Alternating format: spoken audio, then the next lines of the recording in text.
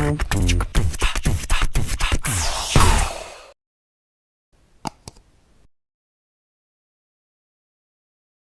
diawali dan memperlihatkan dua orang petugas pengantar uang dari perusahaan bernama Vertigo yang baru saja keluar dari markas. Baru saja keluar dari sana, tiba-tiba mobil mereka dihadang oleh truk yang ternyata merupakan senario dari perampokan yang sudah tersistematis.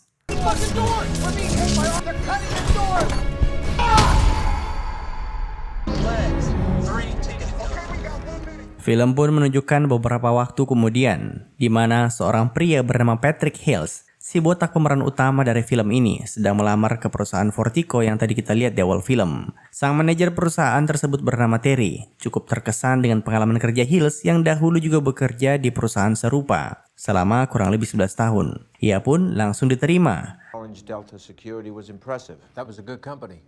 We lost a couple of guards a while back. Still haven't found the scum who did it.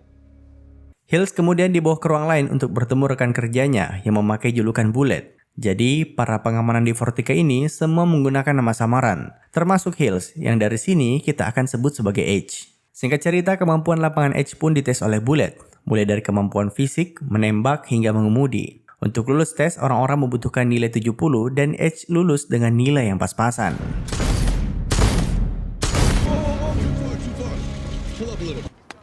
Let's get you suited. Begitu lulus, H pun ditemani Bullet untuk masuk ke ruang ganti. Berkenalan dengan para pegawai di sana. Terlihat orang-orang cukup sinis dengan kehadiran pegawai baru. Dan by the way, karena Vertigo ini tempatnya penyimpanan duit yang jumlahnya bisa sampai triliunan, makanya setiap mereka keluar masuk terdapat beberapa pintu akses yang cukup ketat. We ain't the predators. We're the prey. Memulai pekerjaan pertamanya, H pun ditemani Bullet dan Dave mendatangi beberapa titik hari itu untuk mengambil uang dari berbagai perusahaan. Namun sepanjang perjalanan, Dave tak berhenti menyindir H yang ia kira tak tahu apa-apa soal seberapa berbahayanya pekerjaan mereka. Singkat cerita, di penghujung hari, mobil mereka berhasil aman kembali masuk ke markas.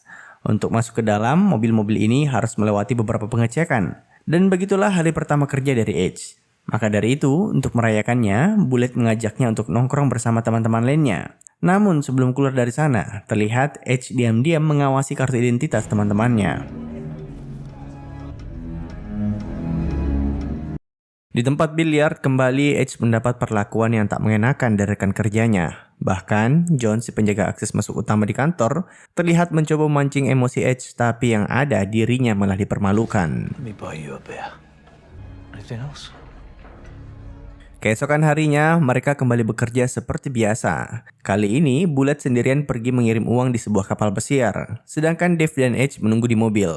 Namun, tiba-tiba terdengar dari radio kalau Bullet sedang mengalami kesulitan. Uang yang ia pegang dirampok serta dirinya dijadikan sandera. Dave yang biasa sok jagoan, sekarang malah jadi terlihat sangat panik. Ia bahkan sempat ingin melarikan diri. Di saat itu, H malah bersikap sebaliknya. Ia terlihat sangat tenang. Ia pun meminta Dave untuk tenang dan mengikuti permintaan dari para perampok, di mana mereka diminta ke suatu tempat untuk menyelamatkan Bullet. Sesampainya di sana, para perampok menyuruh mereka memindahkan seluruh uang yang ada di mobil. Dengan santai, H mengikuti itu semua. Namun tiba-tiba, Get in the truck next time.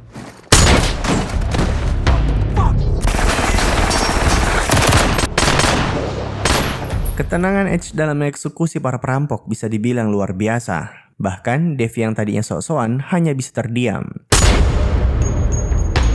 What that? Did you make poo-poo? Di akhir aksinya, H sempat mengecek satu persatu wajah dari para perampok yang ia bunuh. Akibat kejadian ini, mereka bertiga pun sempat diinterogasi oleh dua orang yang kemungkinan dari kepolisian khusus. Saat giliran H diinterogasi, mereka bertanya-tanya bagaimana ia bisa membunuh 6 orang sekaligus tanpa terluka. Belum lagi kemampuan menembaknya sangat akurat dan jauh dari waktu hasil tesnya pas awal masuk. Namun, H menjawab dengan santai bahwa itu semua hanyalah kebetulan. Di akhir pertemuan, H ditunjukkan video CCTV dari kejadian perampokan yang kita lihat di awal film. Let us know if you think there's any connection between this robbery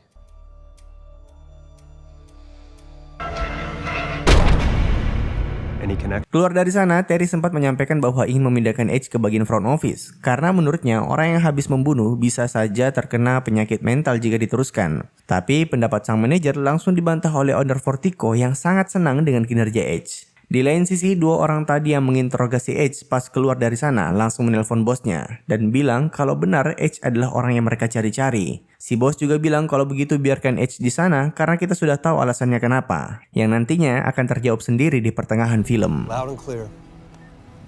Malamnya, seorang wanita datang ke apartemen Edge dan membawakan file rahasia mengenai latar belakang dari tiap anggota pengamanan di Vertigo, serta sebuah file hasil autopsi. Malam itu, ia juga tak berhenti mengulang video terkait tragedi yang sempat ia lihat tadi. Dari sini kita akan dibuat semakin penasaran, siapakah Edge sebenarnya?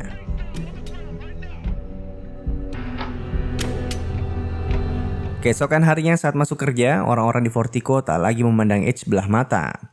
Mereka malah melihatnya sebagai seorang pahlawan. Hingga akhirnya tak terasa Edge sudah bekerja di sana selama kurang lebih 3 bulan. Dan di suatu siang saat mereka sedang melaksanakan tugas, mobil mereka kembali dihadang oleh beberapa orang tak dikenal. Para perampok handal ini berhasil menangkap Bullet dan mulai menembakkan gas ke dalam mobil. Namun kembali Edge terlihat sangat tenang dan memilih keluar dari pintu belakang mobil sambil menahan nafas. Begitu para perampok melihat wajahnya, tiba-tiba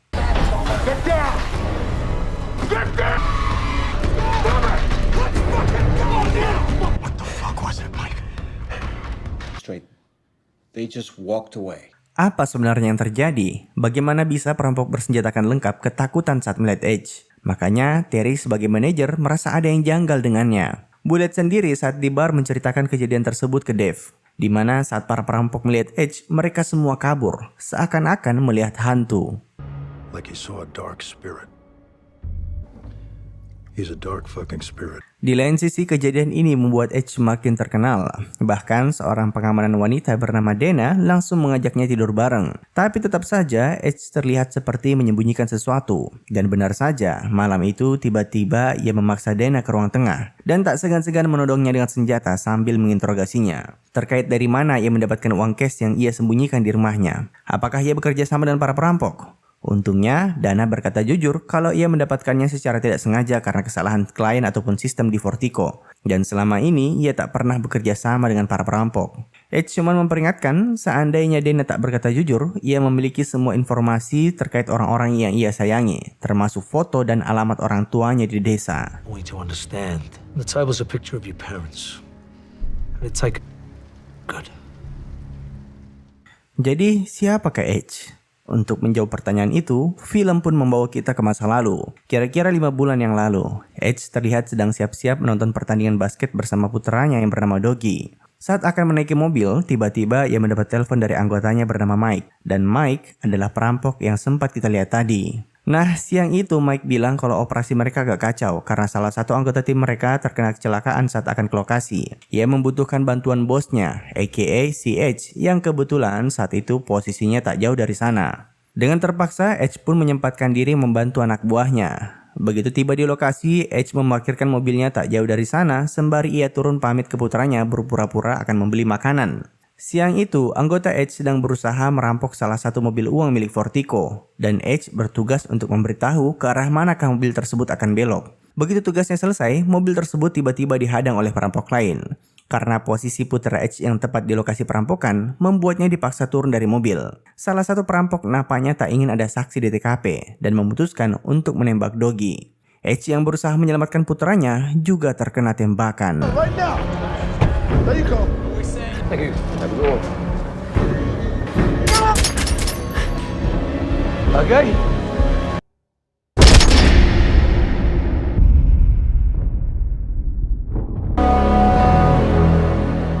3 minggu kemudian, setelah beberapa kali operasi karena terkena 4 tembakan, akhirnya Edge berhasil bangun dari kondisi koma. Sayangnya, putranya Doggy tak semujur dirinya. Doggy adalah putra sematawayang dari Edge. Akibat kejadian itu, istrinya menyalahkan Edge dan menganggapnya sebagai pembunuh anaknya sendiri. Akhirnya, mereka berdua pun memutuskan untuk bercerai. Mungkin kita lihat Edge tak meneteskan air mata, tapi hatinya hancur berkeping-keping. Ia pun mulai menyusun rencana untuk menemukan pembunuh putranya. Dimulai dengan menemui salah satu agen yang menjadi pimpinan bagi kedua polisi yang menginterogasi Edge di kemudian hari. Berdasarkan keterangannya, polisi belum juga menemukan pelaku ataupun clue siapa yang membunuh anaknya. Namun, ia memberikan beberapa list anggota mafia yang tersebar di kota tersebut. Then you gotta let me do this my way. I can only look confused for so long. Akhirnya di bawah perintah Edge, Mike dan kawan-kawannya membantai para penjahat di kota demi mencari informasi terkait perampokan kemarin. Namun, tak satu pun dari mereka yang berhasil menemukannya. Mereka pun terlihat pucat saat melaporkan hal tersebut ke Edge. Deployed large amounts of time, money, and You think you've done everything? understood. I hear the dragon on. Fuck. Make a sound and you're dead. Mereka akhirnya kembali berusaha mencari sang pelaku, dan kali ini mereka berhasil menginterogasi salah satu anggota mafia terbesar di kota. Setelah disiksa dan diancam istrinya akan dibunuh, pria itu pun akhirnya memberitahu kalau kemungkinan pelaku perampokan kemarin merupakan ulah dari mafia dengan julukan The Gacy Brothers. Saking ditakutinya mafia tersebut, pria ini bahkan memilih untuk dibunuh dibanding ketahuan mengadukan nama mereka. Namun gilanya lagi, ternyata mafia sekelas Gacy Brothers yang dianggap tak terkalahkan, tak ada apa-apanya di hadapan Edge. Salah satu markas bisnis mereka berhasil diporak-porandakan. Tapi tetap saja, ternyata mereka juga bukan pelaku perampokan kemarin. You gotta tell the boss. No, man. That job was above them. The girls are cash. Let them go. Mike sebagai bawahan terdekat Edge dengan hati-hati akhirnya berusaha menyampaikan kalau usaha mereka semua ini telah sia-sia dan bisa saja akan menjadi bumerang bagi organisasi mereka suatu hari nanti. Truth, we need a different approach. You're right, Mike. I'm gonna go back to London for a while. Mendengar nasihat itu, Edge pun diam-diam tanpa diketahui anggotanya memutuskan untuk mencoba mencari pembunuh putranya dengan cara menyamar sebagai pengamanan di sana. Ia meminta salah satu kenalannya bernama Christy untuk membuatkannya identitas baru yang akhirnya ia gunakan untuk melamar di Vertigo. Dan dari sini jelaslah semua siapa sebenarnya Edge. Just make sure you talk it over there.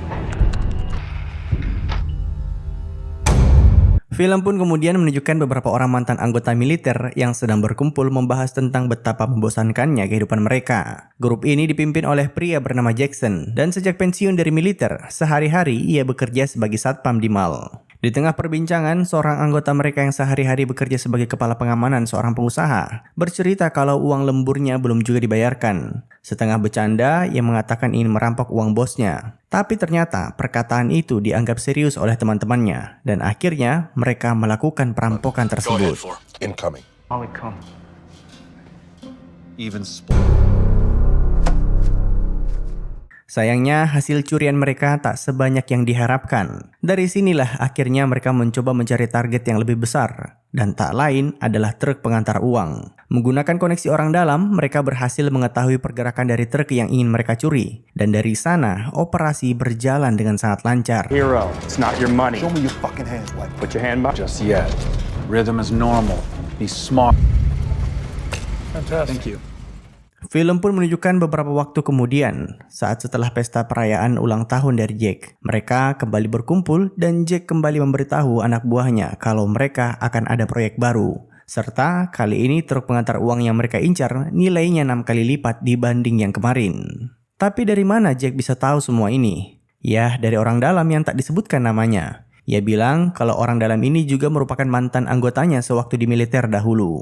Singkat cerita, setelah 6 minggu mereka planning dan latihan, akhirnya hari perampokan pun tiba. Mereka menyamar sebagai pekerja proyek. Yang dari sini sebenarnya sudah bisa kita tebak kalau mereka inilah para perampok yang dicari-cari Edge selama ini. Pas hari kejadian itu, sebenarnya semua berjalan lancar, sesuai dengan rencana Jackson. Namun, salah satu anggotanya yang paling arogan bernama Jen, terlihat panik karena pengamanan dari Vertigo sempat memberikan perlawanan. Dan karena wajahnya terlihat oleh Doggy, makanya dia juga ikut dihabisi.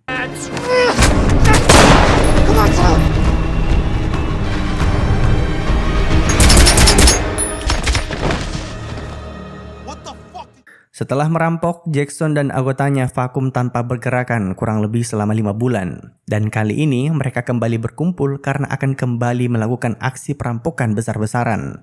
Mereka tak lagi mengincar truk pengantar uang, namun yang akan mereka rampok adalah isi brankas dari Vertigo itu sendiri. Jika berhasil, mereka bisa mendapatkan uang sampai triliunan. Tapi tentu saja, semakin besar keuntungannya, semakin besar juga resikonya. Rencana matang mereka ini muncul berkat bantuan orang dalam Vertigo sendiri yang tadi Jackson sempat sebutkan. 150 million. Nothing if our guy doesn't come through. Tom, he'll come through. Okay, let's run. Akhirnya, 3 minggu kemudian, hari eksekusi pun tiba. Jackson sendiri berpamitan ke istri dan anaknya yang tak tahu apa-apa soal aksi gilanya. Dari sana, ia sempat singgah untuk menjemput Jane. Melihat isi apartemen Jane dipenuhi barang-barang mewah, Jackson sempat emosi karena hal itu bisa membuatnya dicurigai kepolisian. Di lain sisi, minggu itu brankas di Fortico bisa dibilang lagi penuh-penuhnya. Pengamanan di sana pun ditingkatkan. Singkat cerita, hari itu setelah mengantar uang ke beberapa titik, Bullet terlihat gelisah dan pada akhirnya ia pun memberitahu Edge kalau dirinya selama ini adalah orang dalam dari para perampok. Tentu, Edge sebenarnya sangat gembira akhirnya bisa menemukan orang yang selama ini ia cari. Namun ia mencoba bersikap tenang dan menggali informasi lebih dalam. Bullet sendiri bercerita kalau hari ini teman-temannya akan merampok brankas Fortico. Dan alasan ia memberitahu Edge terkait rencana ini tak lain karena ia membutuhkan bantuannya untuk bisa masuk ke markas tanpa dicurigai. By the way, Mimin kembali mengingatkan bagaimana sistem di Fortico, di mana untuk mobil bisa kembali masuk ke markas, mereka membutuhkan laporan dari 2 orang yang sejak awal bertugas. Jika tidak, akses tak akan diberikan. Maka dari itu, Edge pun berpura-pura untuk setuju dengan tawaran Bullet. Dari sana, mobil mereka mengangkut 4 orang anggota Jackson. Namun, untuk memastikan rencana berjalan dengan lancar saat di gudang, tangan Edge diikat dan senjatanya diambil. Today, you'll see tomorrow. Sejauh ini, semua berjalan sesuai dengan rencana yang Jackson sudah buat. Mobil pun berhasil kembali ke markas tanpa dicurigai. Dan dari sana, mereka berhasil masuk ke brankas yang sedang dibuka. Sayangnya, posisi tangan dan kaki Edge diikat, sedangkan Bullet dan teman-temannya berpura-pura sedang ditawan demi bisa masuk ke ruang akses utama. Para penjaga di sana akhirnya terpaksa memberikan perlawanan.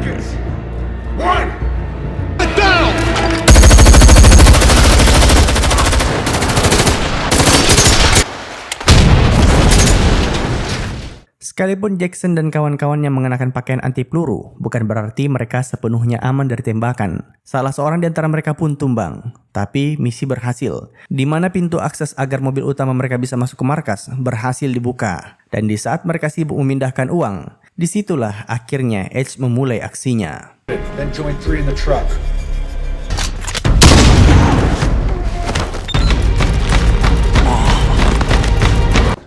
What do you want us to do?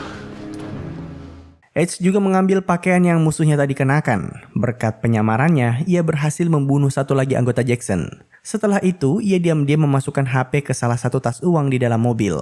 Di lain sisi, Dave dan Terry yang tadinya sudah dibebaskan oleh Edge, sempat menjadi incaran salah satu perampok. Hampir saja mereka mati jika Edge tak segera muncul dan membunuh perampok tersebut.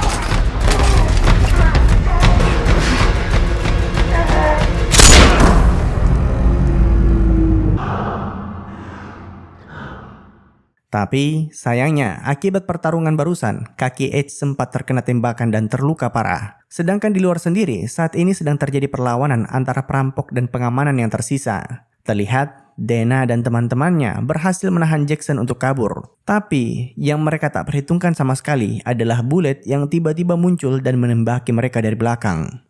Saat akan naik ke mobil, Jackson dan kawan-kawannya dihujani peluru oleh Edge. Dan salah satu tembakannya berhasil melukai leher Jackson. Tapi tanpa Edge sadari, Bullet juga ternyata sudah berada di sampingnya.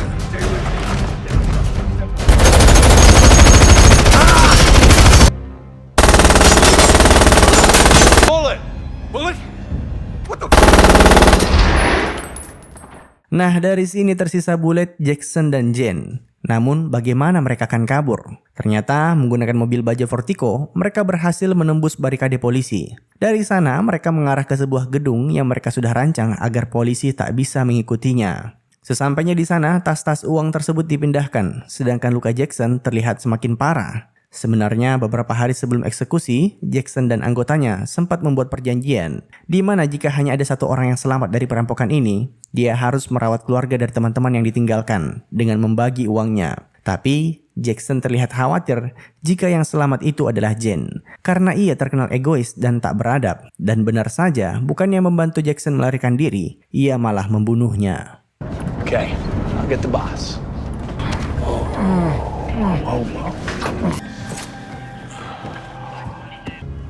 Where's the Sarge? It's not coming. By the way, di gedung itu terdapat sebuah terowongan rahasia yang tak diketahui siapapun. Menggunakan motor ATV yang sudah mereka letakkan di sana, uang-uang itu kemudian diangkut ke ujung tunnel yang di sana juga sudah terdapat mobil yang siap digunakan. Di akhir aksi ini sebenarnya Bullet ingin mengkhianati Jen, tapi ternyata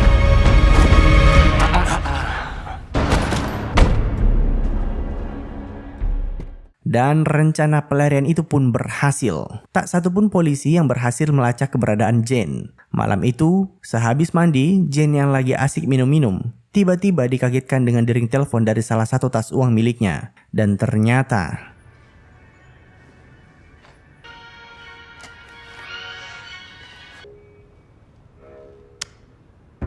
Jane mengira kalau Edge di sana karena ingin mengambil uangnya. Padahal, Edge hanya ingin Jane membacakan sebuah berkas yang tak lain adalah hasil autopsi dari putranya terkait di mana saja peluru menembus tubuhnya hingga akhirnya meninggal. Dan dari sana, Edge pun memberikan balasan yang setimpal.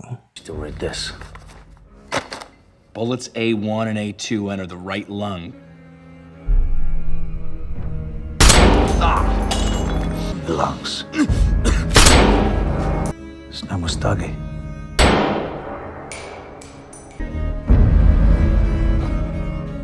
Dan begitu keluar dari sana, pimpinan polisi yang kita lihat tadi telah menunggunya untuk mengangkut jasad Jane. Dan dengan begitu, film pun tamat.